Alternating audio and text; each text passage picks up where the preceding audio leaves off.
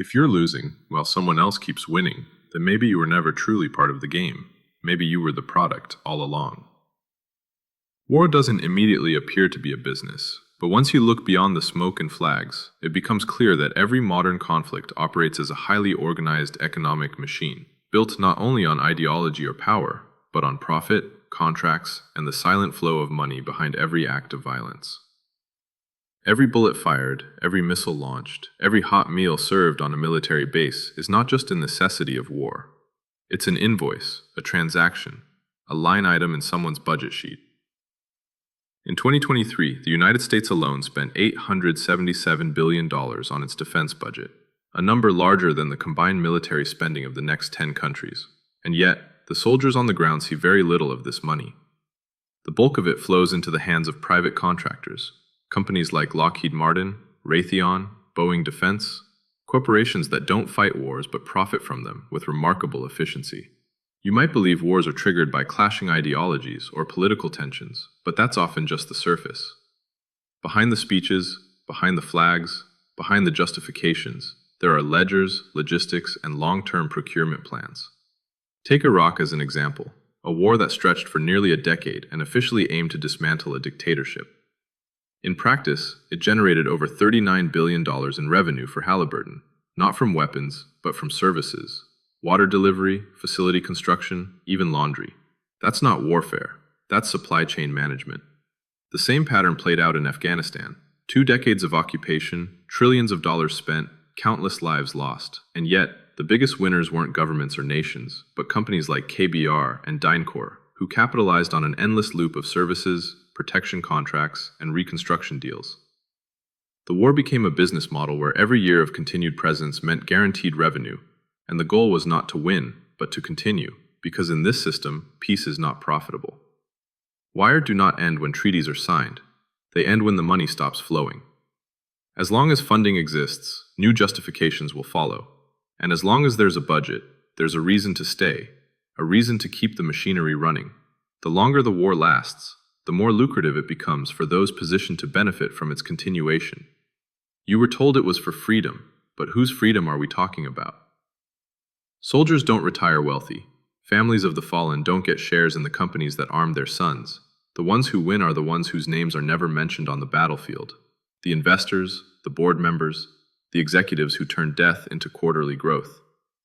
A missile launched from a warship might last only a few seconds in the air, but its economic trail stretches across entire continents, from the raw materials mined in one country, to the research funded in another, to the factory that assembles it, and finally to the contractor that gets paid $2 million for every unit fired. It doesn't matter whether the missile hits its target or disappears into the sand. What matters is that it was ordered, delivered, and paid for. That's the transaction. That's the product. When a city is destroyed, it isn't just a military objective. It becomes a construction site. Companies are already lining up with rebuilding contracts. Foreign aid packages are redirected into private firms, and local governments are pressured into accepting expensive foreign services. War levels infrastructure, and in doing so, clears the field for profit-driven reconstruction. The destruction is a prerequisite. The suffering is part of the model. Meanwhile, you, the citizen, become both the financier and the spectator. Through your taxes, you fund the weapons, the logistics, the deployments. Through your attention, you fuel the media narratives, the political campaigns, the national justifications. You become a resource, a generator of consent, a producer of silence, a consumer of fear. And none of it feels like participation, because you were never given a choice in the first place. The media doesn't just report war, it sells it. The more dramatic the footage, the more engagement. The more fear, the more eyes on screen. Every broadcast of an explosion is a commodity. Every dead body, blurred on television, is part of the formula.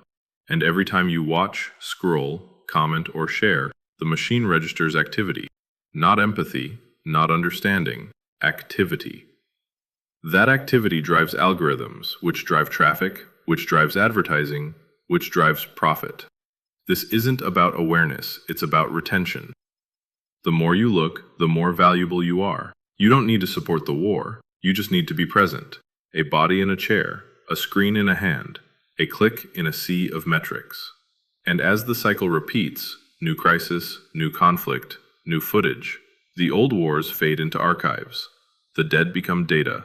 The destruction becomes stock footage. The companies move on to the next bid.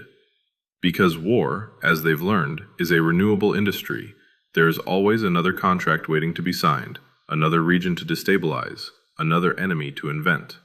And the most consistent element across all of this is you, not as a soldier, not as a decision maker, but as a product, as something to be used, fed narratives, charged taxes, and harvested for reaction.